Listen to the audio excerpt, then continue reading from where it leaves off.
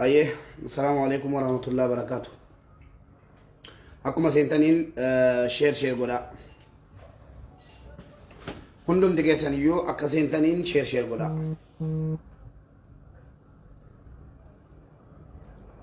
أكما ما تدري ترجع جرتانو شال سنة كين أكما ما تدري ترجع جرتانو لوميتي أبولي وانكينيا بيجي يمن كيس ساتيف چالسو موتما كينيا yookaan mootummaa biyya Itoophiyaa jechuudha. Wal bira qabnee ilaalla jechuudha. Yeroo jalqabaatiif.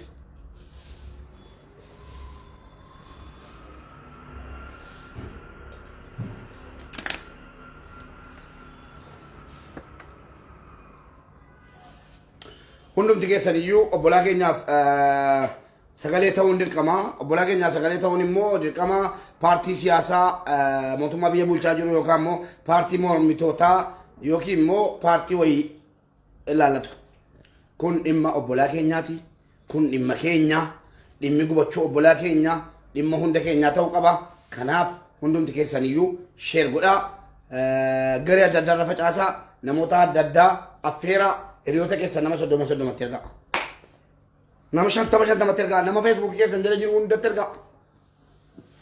Namoonni 250 kun of jalatti jalqaba sheer godhii sana booddee sheer bakka hundatti jechuudha. Sa'aatii 24 jina iyyuu malee furmaatan qabnu obsa dhabnee irra jirana. Wallaahi ija kanaan ammoo amantanis dhiiftanis. Ofii gootee jechuudha. Namatti dhaga'ama, nama dhukkuba, nama guba, nama lubbuun qabu dhabne, nama lubbuudhaan jiru ibiddaan gubatee naan arginee utuu iyyuu utuu haadha koo jedhu utuu abbaa koo jedhu utuu biyya koo jedhu akkasitti mulluu ta'ee ilmi namaa dhumee walirraa callisuun hin taatu jechuudha. Jalqaba obbolaan keenya kuni akkuma keessanii, akkuma kootii, akkuma keenya hundaa jireenya jaraa fooyyeffachuudhaaf gariin jireenya isaa fooyyeffachuudhaaf biyyaa ba'ee gariin immoo haalli siyaasaa biyya keenyaa ta'uufiin innaan biyyaa ba'e. Ilmi namaa kan inni biyya isaa gadhiisee ba'uuf waan beekamaadha. Tokko keessattuu akka biyya keenyaatti akka biyya namaa dhiisaa. Akka biyya keenyaatti namni keenya inni biyyaa ba'uuf waa lamaaf. Tokko rakkatee jireenya isaa fooyyeffachuu. Lama akkaataa siyaasni biyya keessaa isaa mijachuu dhiisuudhaan biyyaa ba'a. Eenyunuu ilmi namaa kamtunu inni sooressaas hojjechuudhaaf biyya biraa dhaqa. Inni hiyyeessaas hojjechuudhaaf biyya biraa dhaqa. Inni sooressaa yeroo investii gochuudhaaf Saawudii, Masrii, Itoophiyaa biyya adda addaa dhabu. Inni hiyyeessa gosii keenya ammoo jala hojjechuudhaaf ashkara taane jala hojjechuudhaaf jala deemaa jirra jechuudha. Yoo kana hin taane immoo haala siyaasa biyya keenyaatu nu mijachuu dinnaan biyyaa baana jechuudha. Kanaan achi hin jiru. Haa ta'u dubbiin bara lanaa takkaa bara jireenya abbaa keenya akaakayyuu keenya seedhaadhaan illee nu qaqqabee sin beeku sichis nu qaqqabu kun isa macarrashaadha jechuudha. Isa dhumaati fudhannee fudhachuu baannee amannee amanuu baannee inni bara lanaa takkaa nu mudatee hin beeku sichittis nu mudachuu hin danda'u jechuudha. Wayyoo lammii koo yaa jara keenya yoo gara jabeessummaan garaa keessan keessa jiraate yoo dhagaan garaa kee keessa jiraate garaa koo keessa immoo garaa obbolaa kootii keessa immoo tarii gara laafummaa jira ta'a. ilmi namaa akkuma yaadaan kalqaan keenya adda adda hundi keenya iyyuu namoonni daawwataa jirus ani naasaa jirus hundi keenya kalqaan keenya adda adda garuu immoo ilmi namaa shiftaan inni ilmoo namaa gombisee saamee nyaatu shiftaan inni ilmi namaa gombisee saamee nyaatu ilma namaatti akkana hojjetu isinii galee maalii kan kana fide furmaanni maa inni isa jedhu isin dubbanna jechuudha bal'inaan anaa saafanii akka nama tokkootti an xiinxalaa miti deeggara paartii kamiyyuu miti garuu akka nama tokkootti yaada koon dabarfadha sheerraa godha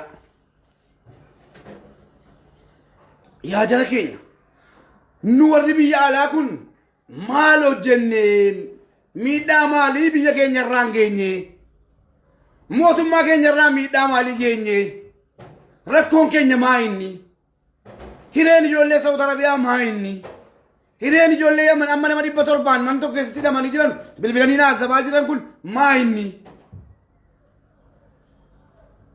wanni nama gaddisiisu inni guddaan maa inni beektu nan taazzabean wallaahi mootummaa keenyas biyya keenyas ummata biyya keenyas walumattan taazzabe maal taazzabde yoo jettan yeroo ammaa kana akka biyya keenyaatti jaallattanis jibbitanis liqimsi dhugaa jiru si liqimsiisaadha akka biyya keenyaatti wanti mul'ataa jiru yookiin sooressa ta'uudha yookaan barattee hojjetaa mootummaa ta'uudha kanaan achi ati miskiina taateenna ilma hiyyeessa taateenna nama 400 miti nama 900 amma namni 450 bakka tokkotti boombiidhaan gubame utuu ilmoon sooressaa tokko xiyyaararraa quufa isaa utaalee gadi bu'ee isinii galee utuu ilmi sooressaa tokko hiyyeessa wayii Finfinnee keessatti makiinaan hangaccee hadha ajandaa ta'ee nama dhuunfaa isaati mootummaan gadi ba'ee irraa dubbata maa argineerra mootummaa keenya gadi ba'ee isinii galee mootummaa keenya gadi ba'ee imimmaan isaa buusee nama tokko ba'uun argeemaan kai oduun ija kee qabu bayna jala qoy zift ilmoo haadha kootii as jalatti ni sun bayna jala horii ini iyyanna yoo mootummaa keenya ta'e mootummaan kun yoo mootummaa keenya ta'e lammii keenya biyya namaa keessatti kadhattuu ta'e akka leengadda juuntaa balleessuudha iddee bilaadhiisa akka leengadda kaleessa juuntaa balleessuudha gadi ba'ee dubbataa ture ammas dubbatamee lammiin keenya biyya keessaa funaanamee galuu qaba afaan oromoo qofatu hin ta'in afaan amaariffaatiin nanaasaa kana itti gaafatamummaa isaa fudheetan haasa'a ana mubaarik kan haasa'aa jiru faandiyyaa azalaleenti afaan hin baleennan ija koo duraan si dhaamsisa jechi tokko malee lamaan barreessitu waslaaxaa nama 450 bakka tokkotti dhabneen ana keessa jira ana qubate natu qubate situ qubate rabbi si haa gubu situ qubate yaadi malee joonji yaadaa malee wanta achitti godhame kun biyya masriitti godhamee jedhaa fudha ana qubate situ qubate obbolaa koo qubate inni mormus inni mootummaa kana mormus inni deeggarus walitti qubate kuno Saawud Arabiyaa keessatti qubate hidhamtoota Saawud Arabiyaatti qubate kaleessa hidhamtoota biyya fedhe jiruutu qubate baqataa akka keenyaatu qubate kan hiyyeessaa kana eenyu dubbataafi yoo rabbii isa nu kallaqe ta'e malee eenyu nurraa dubbata eenyu nu dubbata jedhan gubanneem maal mootummaan amma biyya bulchaa jiru kun isaa himimmaan salangalaasee nama tokko jeneraal tokko ba'u arginee beennamoo argineen beennu akkam amma sa'aatii 24 yoo xiqqaate masmaruma tokko illee mootummaa keenya biyya keenya bulchaa jira masmaruma tokko illee gadi ba'ee lammileen keenya jamanitti akkasitti qubatan gadda guddaan natti dhagahame waan kana qorannee ummataa ifa goona akkam jechuun itti jabaate baqataan namaa miti moo maaliin rakkifne nu mootummaa kana mattaawaqaan qabnu ilmee yoo nichisaarri galata rabbii keenya yoo inni jala jirranu wanni nu mootummaa kana rakkisaa jirru ni jiru akkam du'aa keenya miti jiraan keenya kabaja dhabe jaallanne jibbine mootummaa kana jalatti kabaja dhabne mootummaa kana jalatti hacaaluu dhabne mootummaa kana jalatti waa hunda dhabne si ta'u fudhu si taane bentaayi ne jala dhageesse si ta'u fudhatta si ta'u risu jahannamiin galta ne jala deemtee ture yaaqe mootummaa kana jalatti waan arganne hin qabne waan namne malee waan arganne tokkitti hin qabne mootummaa gara laafeessa miira gara laafummaansa mootummaa gara laafeessa kaleessa namni tokko jeneraalli duunaan dhaqee imimmaansaa lolaasee bu'aa ture hadda namni 450 bakka itti dhumnaan callisee akka nama nageenya gurra cufatee bakka misoomaa bakka boqqolloo bakka abukaadoo jala deemeen ilaalaa ooleman jala deemeen ilaalaa ooleem maal jechuudha kun maal jechuudha yeroo nu gaddarra jiru kana keessa mootummaan gadi bee Gojjamiin keessa jirra abukaadoo akkasitti misoome qamadiin akkatti misoome yaa mootummaa yoo nu dhumne maaltu bulchama yoo akaadee bari 450 miskiinni kun dhumee jedhe ofii waluma bulchitu hin deemnaanu hin dhumnaa isinirraa dhumnaa garuu isin sooressiif mootummaan kun waliin bultanii jiraattu dirqama mootummaa waa'ee keenya gadi bee dubbachuudhaaf dirqama buchulloonni jala deemtuun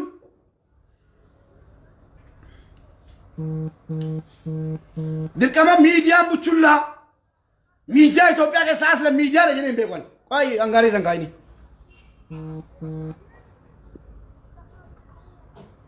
waslaata waa'ee lammii ofii haasa'uudhaaf eeyyamee namarraa barbaannaanu amman gubadhutti taa'ee eegu abadan nan iyyadha waadaadha guyyaa hadhaati kaasee nan iyyadha nan falmadha waa'ee lammiilee keenya biyya ormaa keessatti akka siqaa argaa jiranu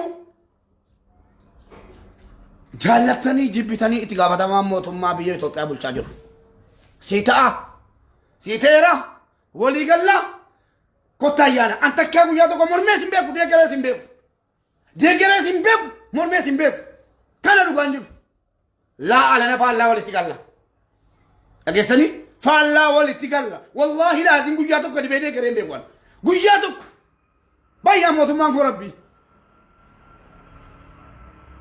anaaf mootummaan koo rabbi haddas boris iftaanis rabbi abdiin koo rabbi malee mootummaa miti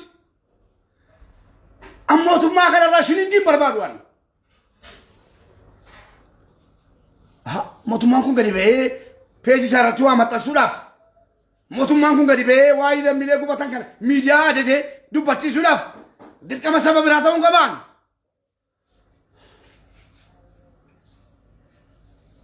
maal jechuudhanni akka maaliitti ilaalamne nu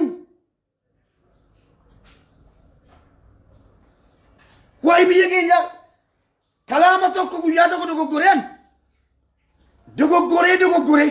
guyyaa tokkitti waa'ee biyya keenya dubbadhee beekuun in dubbadhu barbaadu afitu utuu biyya keessa ta'e nan gubu wallaahi ummanni dhume kun waan barbaadan na hubadhaa barbaadan na hubachuun isaa qileesseena an utuu ummanni biyya mana hidhaa kanatti dhume kun Finfinnee keessatti namni kumni tokko walitti qabamee deesaa gubamee wallaahi nan gubu akkana biyya jira barbaadu gadi bee falmata yoo isaa ta'e mootummicha walii galee jiraata yoo isaan ta'an immoo gadi ba'ee shaara irratti dhuma sii galee garuu miskiina akka gooti biddeen biyyaan bayinaa maayini biyyaan bayinaa furmaata biyyaa hin bayinaa furmaata akkamitti ta'uu danda'a nu ilmaan miskiinaa kanaati keenya ibidda jalatti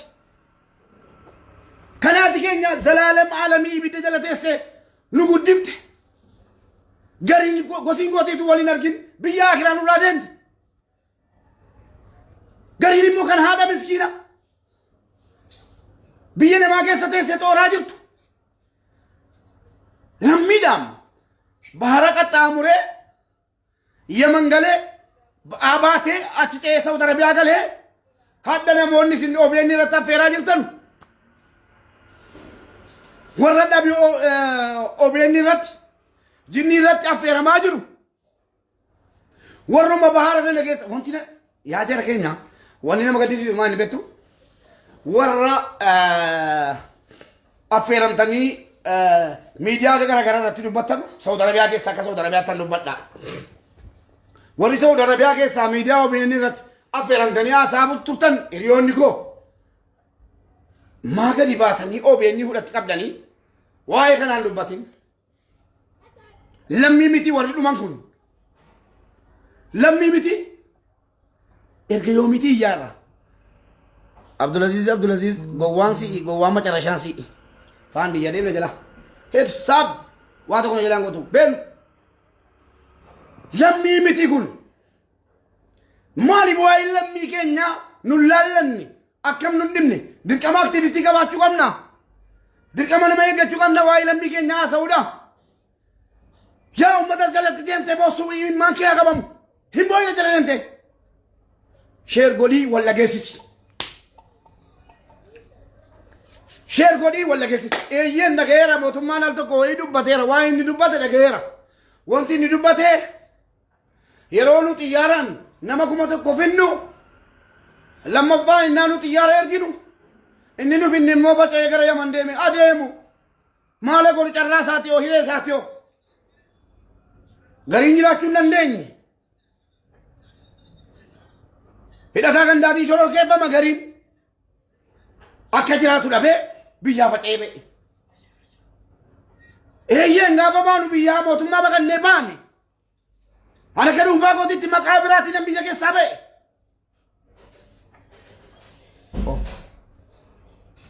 Amma yoomiitti maal jechuudha callisuun mootummaa ammoo maal nama agarsiisaa yaa jirana. Maal jechuudha mootummaan akkamitti amma yawwanaa peejii isaa irratti waa bucuusi. Lammiilee keenya biyya Yaman keessatti dhumaniif gadda guddaatu natti dhaga'amee jira. Waan kana qorannee irra keenya. Jedhee bilbila tokkoon bilbila mubaarak musammaati moo mootummaan bilbila tokkoon heloo jedhee Saudi irraa mootummaa yoo qabaanne Yaman gaafachuu dadhabee amma akkasitti jiraanna jechuudha. Jireenya saree gadi jireenya raafuudhaa gadi bara ilmi namaa rakasee bara lubbuun namaa itti rakasee raafuun itti jabaate boqqolloon itti jabaate bara kanan arge bara mootummaan kun bulchaa jiru arge. Takka dhugaa dubbachuun fedhamu guutu bara mallas bulcha kanan taane bara mootummoonni warri chaanan biyya namaa keessatti ofumaaf achitti fixe malee isa nu wayya. Biyya abbaa keenya keessatti biyya keenya keessatti abbaa isaa rashanamnee yoo duune inni furmaata inni bareedaadha. Haaliin firrii gadi ba'ee laalaa gara kaatee yaa mootummaa barri darba jedhee ilmoo isaa fuudhee dhageessee ollaa biratti waammatee qabarata. Isa kana maal jechuudha? Ilmaan haadha hiyyeessaa akkasitti dhumnaan callisuun kun maal jechuudha? Dirqama mootummaan gadi ba'ee dubbachuudhaaf sooressina guduu qaba. Yaa obboleewwan keenya calliftanii hin taa'inaa.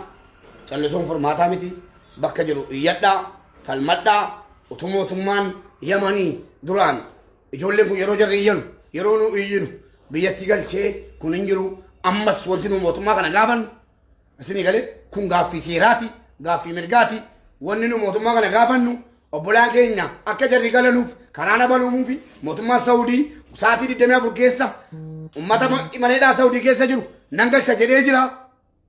Mootummaan kun karaa nuuf abanu warri biyya jirtan dhageessanii warri biyya jirtan iyya nu dhageessisa. Warri biyya ormaa jirtanus hin callisinaa iyya nu dhageessa.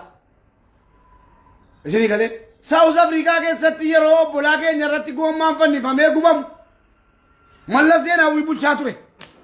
Maal jedhe Mallas gadi ba'ee miidiyaadhaan mee viidiyoo sana naa ergaa yuutuubii galee nabe gurra rabbii kennaa kenne naggeeffadheema nama 17 du'e nama 450 miti kan gubame isaa ummata macha'aa ummata sakkaaramii Saawuz Afrikaa jechuun ummata sakraana dhugaatii dhugee waa gajaraan nama saamaa oolu bara baraan biyya warqiiti biyya hattuun dhalatu namni abbaa kanaa jedhe jechuudha.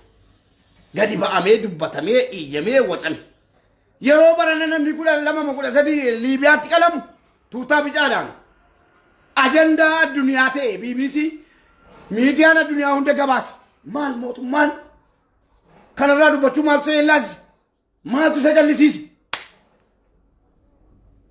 Badaan gadde wallaahi. Akkam biicha jibbisne gootanittu akka of jibbis ta'eeraa an akka kootitti dubbadhaa nama bakka bu'ee miti paartii wayii bakka bu'eeti miti akka dhuunfaa kootitti baay'een gaddee baay'een qaanfadhee na yeellee mataan na cabee masroonni karaa irratti qabanii nama mee ijoolleen biyya arabaa jettan maal isin hin jalaaru araboonni isin bira jettan maal isin hin jalaaru haazaa suubii miskiin urbumee komsiin nafar yooti mana kooti baate carraa akkanaa si qaqqabuu deemaam ajaadhaa luf hin jedhin taa'i isin jetti amma kana booddee shaqaalaan yaa shaqaalaa isin jetti madaamiin kee taa'in eegin waarik maal jedhe jedhanii zeenaadhaan darbaara araboonni olii gadi abarsaa jiru maasii jetti keessa shaqaalaa kunoo kanatti biyyaa bahanii lammii geessan akkatti gubatanii minaamin jedhu biyya namni tokko du'ee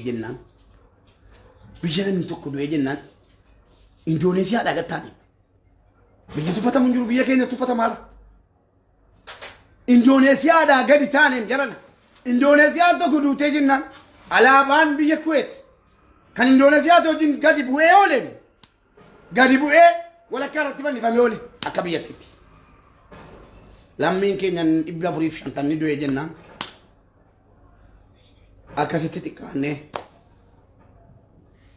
akkaatti wal xiqqeessinee amma inni hin jedhee dhiisaayyuu kan keenya hin gubanna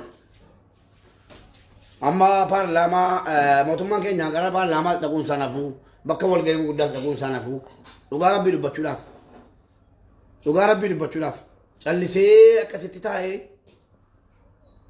utuutti hin dhaga'amin walgahii geggeessee waan boosinitti fakkaata wallaahi hin bo'u nagaadhaan ol galee taa'ee naasuu guddaatitti dhaga'amu hundi namaa Itoophiyaa mootummaa Itoophiyaa ta'e qubatti qaba. Nus yeellaanee mootummaan yeellee wali yeellaasisaa calluma jennee jiraannaa jechuudha. Bakka wala baaraa jiraachuudha. Kan keenya kun maa inni magarashaan isaa wala baaraa jiraachuudha.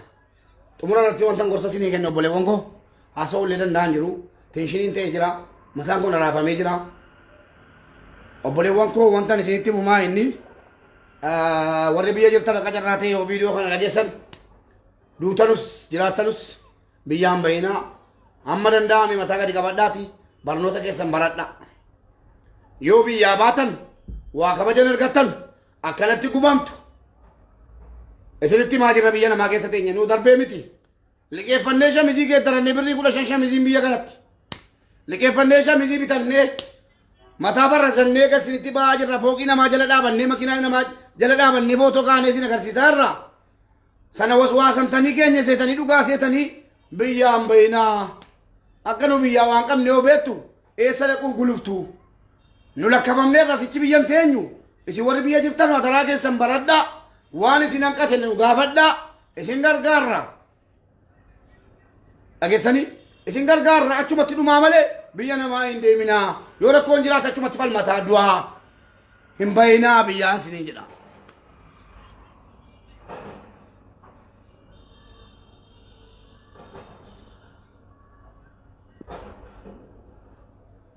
dhageessanii